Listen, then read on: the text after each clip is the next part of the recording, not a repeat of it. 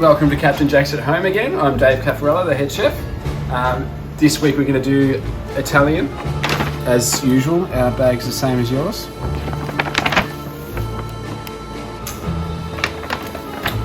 And this week we're going to have a little cheese. We're going to do a Peroni this week. Keep it with the theme. Right. So we're going to unpack our bag now. With some bread, ciabatta. I'm just going to put that on a board. We'll continue unpacking for the sake of it, then I'll take you back to the bread. Got some garnish herbs. This is for our antipasto. Antipasto plate's going to be, we're going to plate up on a board with a few little elements of dishes and things to stop oil running and that sort of thing. As for more bowls, we've got a bowl for our salad, 2 bowls for our ossobuco with fregola, and we have 2 plates for our panna cotta. A couple of little utensils this week, 2 bowls. One's to open our bag of ossobuco, the other one is to toss our salad. Before we start, we want to have our bag out at room temperature for a couple of hours. Would be great because we've got cheese in the taleggio. We've got some small goods. The salami is better at room temperature, the fat in it is softer, and the grilled vegetables and marinated items to go with that are all better at room temperature. So we want to get that out a bit early, so don't stress about your bag being out of the fridge. Also, we've got a pot of water on. This is to heat our ossobuco. Anyway, back to our bag. 2 panna cottas, vanilla bean. We go over there to our dessert area there.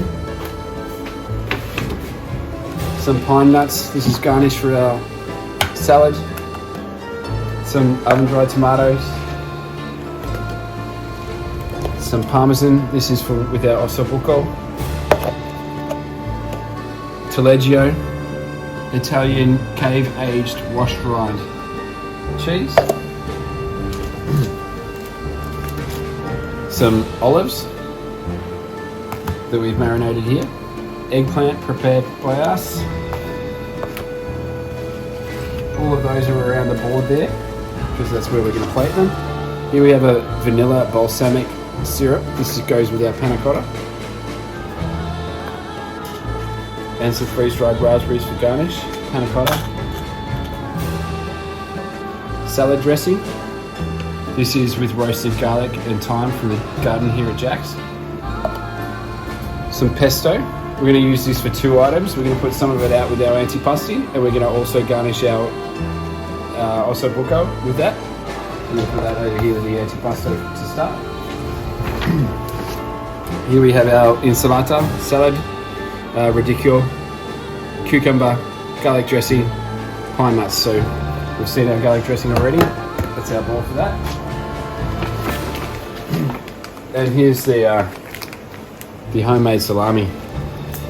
This was aged, it took about 6 weeks to dry. Very carefully made by me. A little bit excited about this one. So that's going to go with our antipasto as well. And here we have our ossobuco with the fregola. The fregola is a little bit of a cool story that goes with fregola. Traditional Italian families quite often braise secondary cuts into ragouts and all sorts of things like that. I'm going to put that in the water here. That's going to put away, warm up, take about 12 to 15 minutes. Once you've got the water to boil, you can reduce the heat on that just so that it simmers away. We'll plate that last. But back to the story of fregola.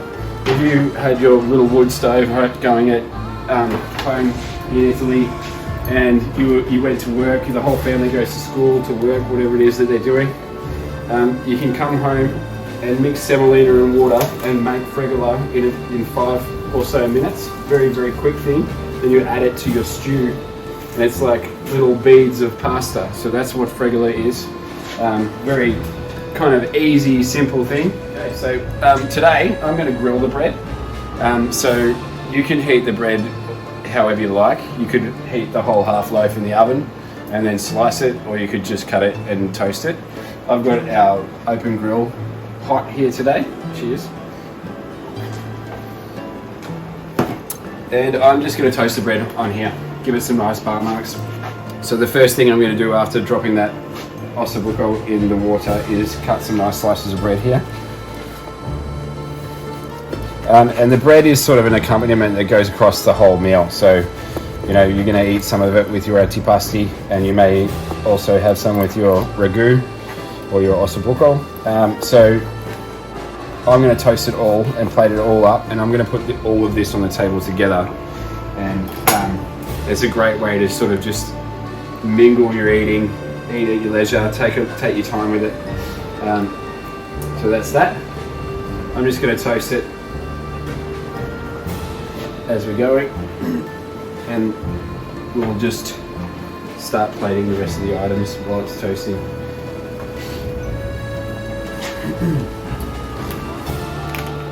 So opening our salami. You have two. There's a chili one, which has got a bit of heat to it. Nothing overboard, but nice little hum. We also have a mild, so two kinds. Just out of the bag.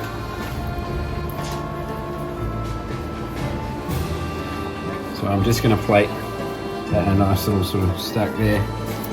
And you know, it might be pertinent depending on who you're dining with to make sure you know which ones are mild and which ones are hot. Some people are fussed about that.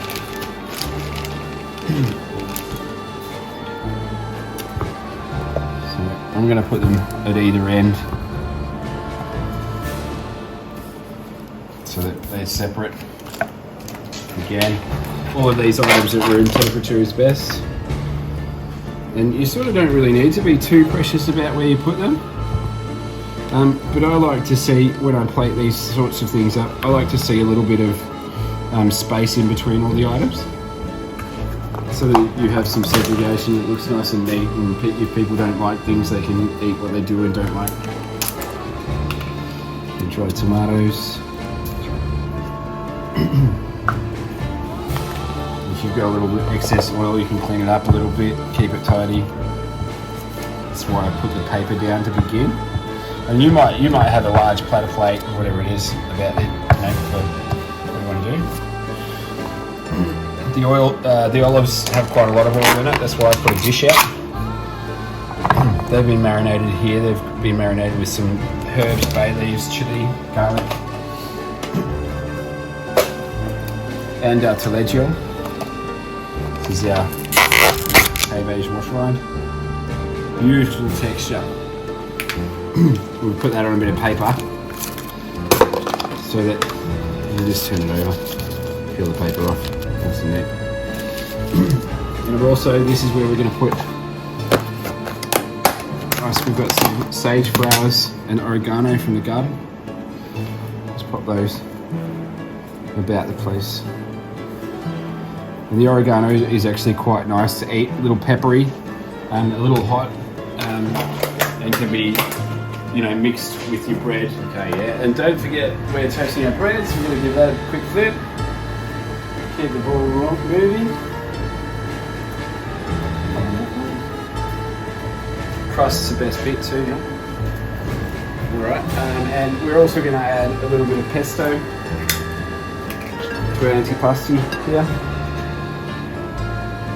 And saving some for our plate up of the ossobuco.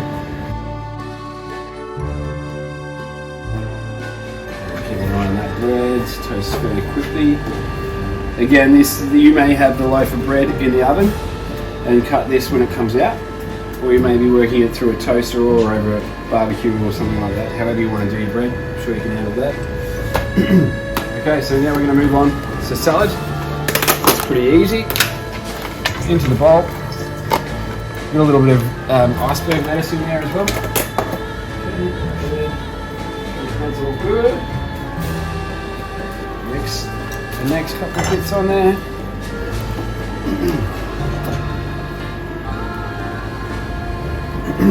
Okay, back to our salad. Yeah, this is our garlic, thyme dressing, all of that on there. It's quite zippy.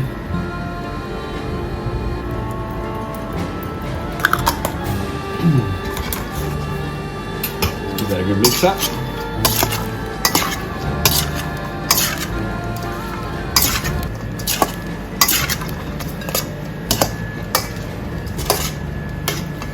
to the plate.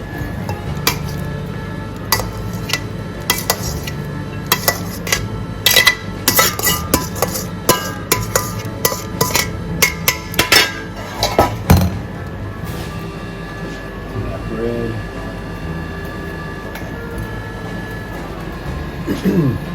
We've got some toasted pine nuts as well here for garnish.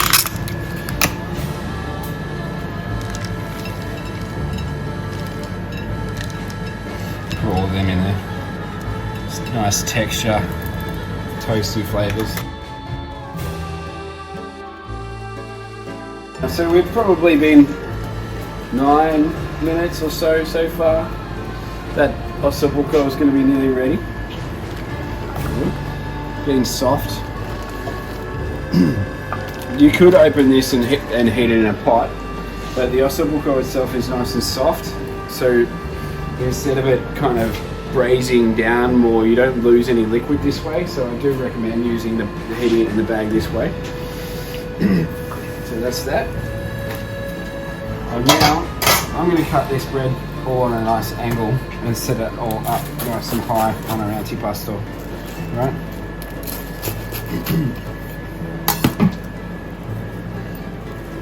Just like so. Don't have to be too careful about this. And, you know, for presentation's sake, I'm going to save some bread and put it in another bowl. Sort of to have with our main courses. So you kind of got bread for your antipasti and bread for your, you know, pasta main.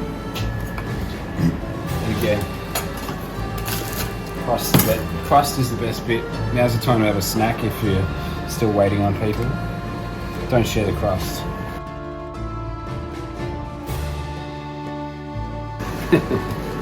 Alright, so you can put that on the table now and then come back and plate the next. You know, this, if you wanted to wait on your main course, you could just turn the water off here. It'll hold hot for a while, get a nice thermal mass there.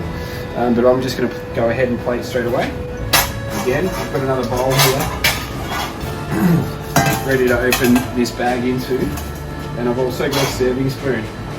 That's going to help me plate this up. I'm going to open that up.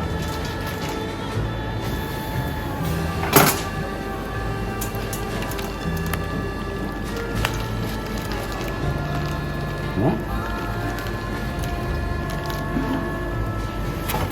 So you see it's all beautiful and soft. And don't forget your marrow bones, that's the prize. We're just plating into the middle of the bowl and letting it fall down so you get a nice neat plate up.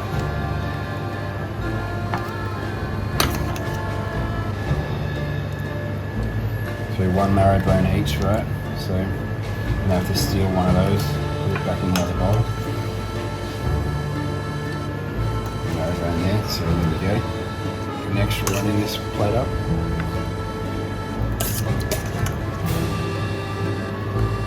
Smells pretty good. Cool.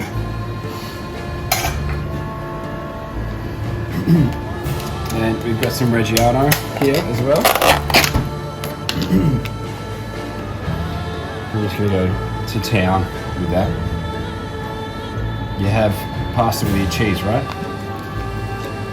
You have cheese with your pasta.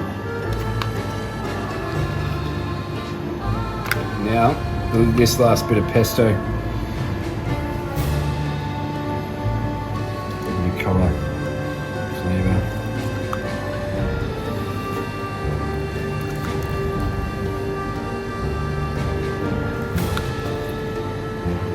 And if you're not a fan of pesto, that's cool. You don't need to put that in here because you can leave it when you eat your antipasto anyway.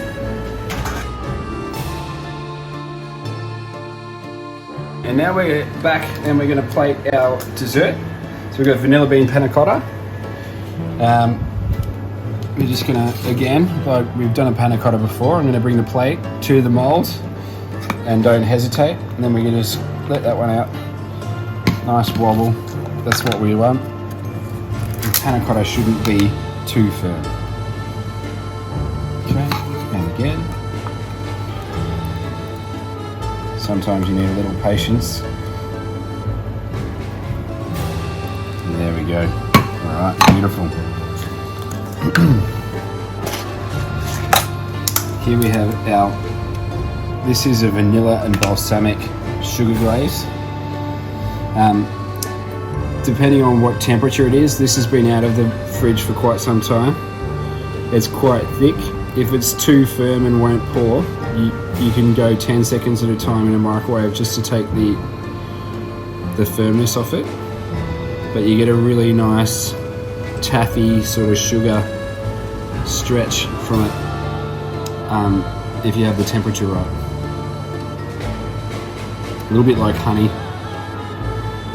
So I'm just gonna let that run a little. Hopefully we can have a sneaky move over to the next plate.